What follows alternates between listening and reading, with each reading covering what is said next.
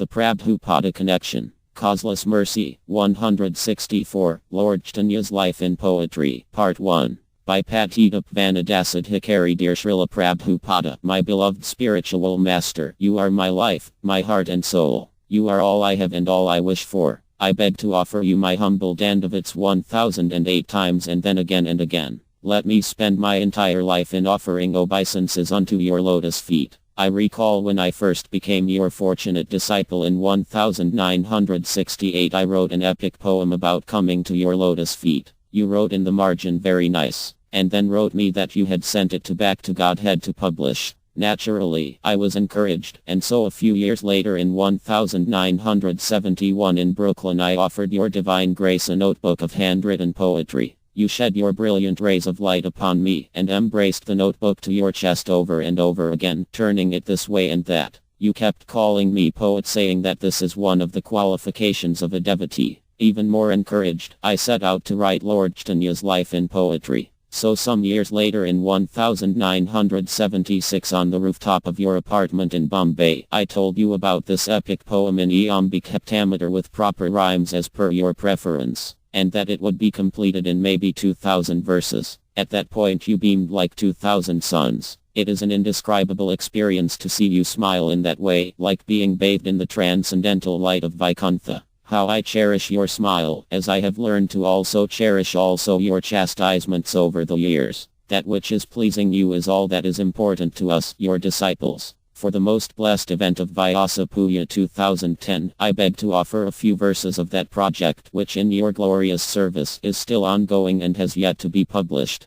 Padit Vanadasad Hikari, Padit Udaranadas, Lord Chaitanya's life in poetry. Radha and Krishna in the spiritual sky beyond this world. His land of birth and death is found another land, where Krishna, the eternal Lord, holds Radharani's hand. Eternal lovers share a bliss that's never touched by time. The sovereign Godhead and his consort, Passion Sharad sublime. Lord Krishna lets his flute notes drill to charm this cowherd maid. Woodlands dance in euphony while rivulets cascade. Most favored of the cowherd damsels is Sri Radha fair. Her skin is bright as molten gold and raven is her hair. Sri Radha's love for Krishna contrasts courtship of these haunts, where sinful schemes and lusty dreams are stirred by selfish wants. Lord Krishna's love for Radha is like nothing of this world. No man can comprehend how much he loves this cowherd girl. Now poised, she hovers at his feet to tender flowers there. Sri Radha gives undying love, devotion is her prayer. He gazes into Radha's eyes, to please him she desires, while in his noble heart 100 questions she inspires. Sri Radha is perfection of devotion unto me. Which soul-surrendered servant has a heart as soft as she? When I am not beside my love, her heart is filled with dread. She feels each moment as 12 years, a path of anguish dread.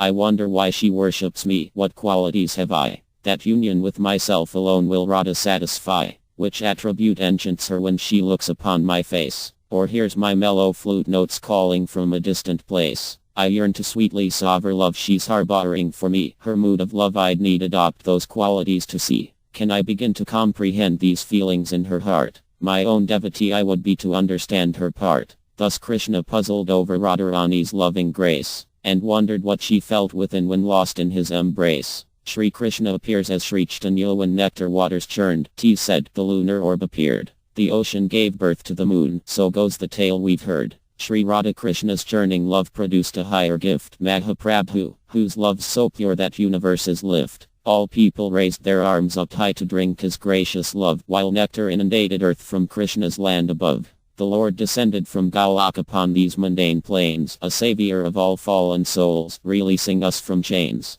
Sri Sri Chaitanya Mahaprabhu, avatar of gold, 5,000 years ago Vyasadeva his birth foretold. The Srimad Bhagavat Shastra, pure and spotless on each page, predicted that the Lord would come to cast off Kali's age. The iron age of darkness, blacker than a moonless night, would see the advent of our Lord, golden colored, ever bright. In serving mood he chanted, swooned, in sannyas saffron dressed. He sang the Mahamantra loud, all souls who saw him, blessed. Sankirtan Yagna, he declared, will save the world from Kam. He fell into a trance of love through chanting Harinam. In Radharani's humor Krishna to the fallen came, while those of us whose wits are keen will worship Krishna's name. How simple it's become to win the zenith of life's goal. One only need devote his life, God's glories to extol. Sri Chaitanya understood the change as Radha undergoes, and thus it came to pass Sri Krishna felt the love she knows. And when our hearts are purified and freed from bonds of sin, a loving mood for Krishna is fathomed by the soul within. And those who want this benediction, highest of the high, will offer service unto God, his senses satisfy. Hare Krishna, Krishna Krishna, Hare Rama, Rama Rama, Hare Sri Chaitanya's appearance the 18th day of February, 1486. The Lord appeared at sunset while the moon eclipsed. The moon, you see, was shy and hid his pock-marked face from sight, while spotless, golden Gora Chandra appeared on earth that night. He took his birth in Mupur, the center of 9 isles. Devotees chanted Hari Bal, their faces lit with smiles. The village folk were bathing in the Bhagirathi stream, while in the house of Mother Shashi, neath the tree of Neem, the pious-hearted Jagannath, Vaishnava Brahmin mild, beheld with father's reverence the luster of his child. Sri Shashi's father Nilambdhar, stargazer of renown, observed the baby's planets were in prime position found. He called the baby Vishwambhar, maintainer of the spheres. The mystic sage saw through the veil that falls when God appears. Sri Shashi Mata styled him Nimai for the neem tree there. She prayed that neem tree's bitter taste the god of death would scare. For ominous Lord Yamara had snatched 8 from her breast. She thus protected Nimai from all inauspiciousness. Babi Huud Leela the child would sometimes cry like rain, his weeping uncontrolled, until the village lady sweetly warbled Hari Bal. Thus friends and family found their joy enhanced 1,000-fold. Prophetic incidents, his transcendental fate foretold. As time flew past to test the child, the people gathered round and placed before him clods of earth. Some gold and silver found, a volume of the Bhagavatam, some paddy from the field. What choice would baby Nimai make? His future thus revealed. When, lo, the village folk beheld him reach out tiny palm and show his future task in life by grasping Bhagavatam. Once when the Lord was found reclining on a serpent coiled, a cry was raised for fear that the child's life mission would be spoiled. The serpent slowly slithered off and left the child alone. That Naga was on Antadeva, Lord Vishnu's serpent throne. Once while the Lord was playing dressed in regal opulence, 2 evil-minded thieves approached to steal his ornaments. Their sinful hand snatched up the babe. They carried him away. The disappearance of her child caused Shashi great dismay. Upon those robes the babe deployed his powers to delude. They accidentally brought him back to Shashi's gratitude. One cheats himself and not the Lord through blunders of false pride. Yet fortunate the criminals who gave the child a ride. Would come the day when this small babe in ecstasy would dance and quench the thirst of parched throats with Mahamantra chants. Hare Krishna, Krishna Krishna, Hare Rama, Rama Hare Nimai's mysterious footprint. Once Jagannath requested his young lad to fetch a book. The boy ran off to shelves of texts to have a careful look. Before that wondrous infant had his father's text secured, kind Jagannath and Shashi marveled at a sound they heard. A ring of silver ankle bells had come from who knows where. This puzzled Nimai's pious parents, for his feet were bare. When Nimai ran into the yard, they glanced upon the floor. Astonished parents gazed at prints of feet unseen before. The marks of flag, of gold, and gold were proof of Krishna's print, yet thinking that their deity to give encouragement had left them while he walked about, his qualities displayed unto the footprints of their son, the 2 obeisance made. The Lord eats clay. Another time the child was offered rice of ghee and sweet. Refusing this, the boy instead partook of earth to eat. Observing this, his mother Shashi snatched from him the clay. Bewildered, naughty Nimai asked, "Why did you take away this feast that I was relishing? I think that there's no harm in eating dirt, for from this substance rice has been transformed."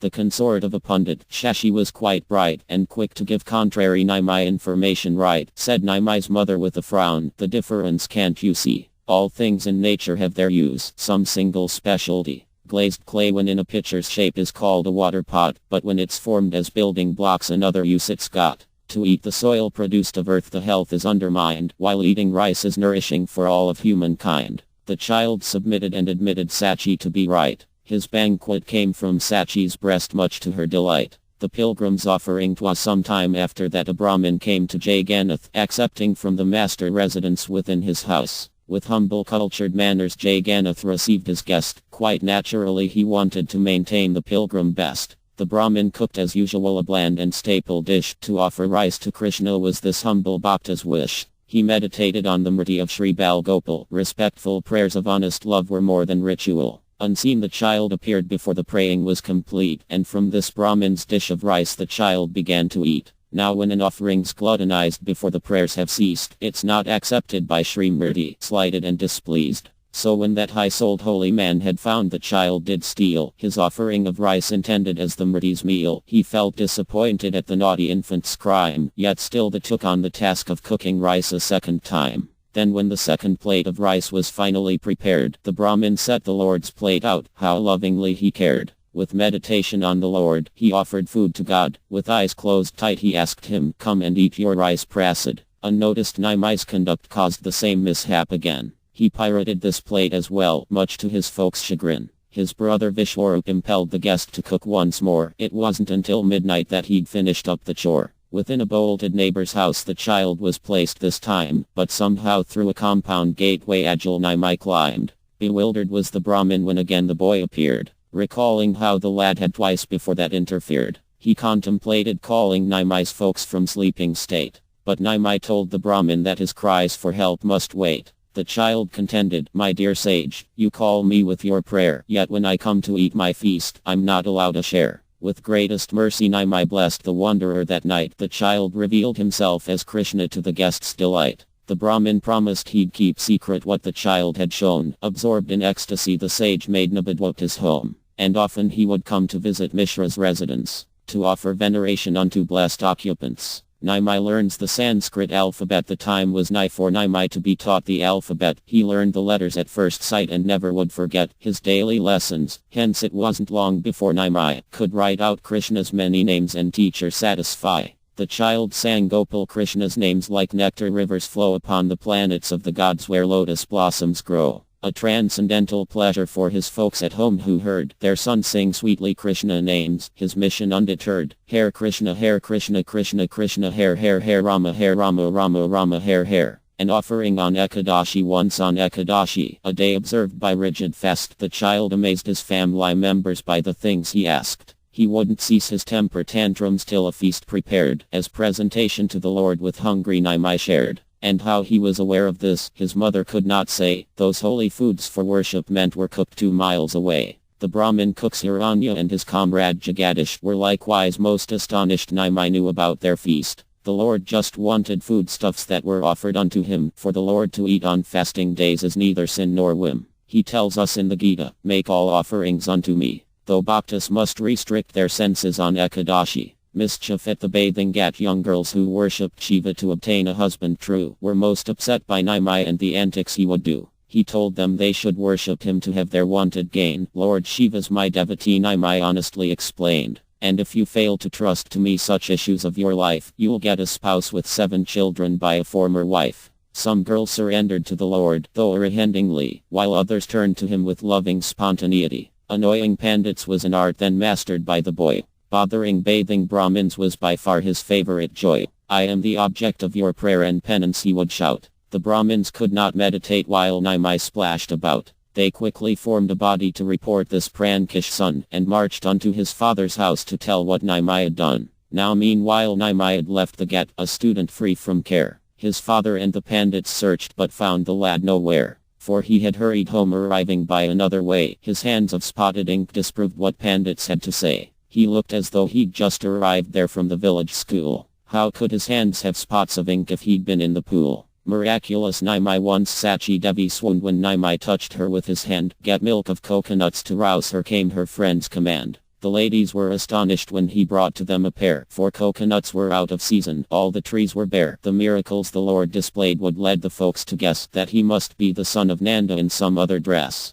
Such transcendental cognizance the Lord alone imparts. He smears devotees' eyes with love while sitting in their hearts. Patita Vanadasid Hikari, Editor. Vedic Astrologers.org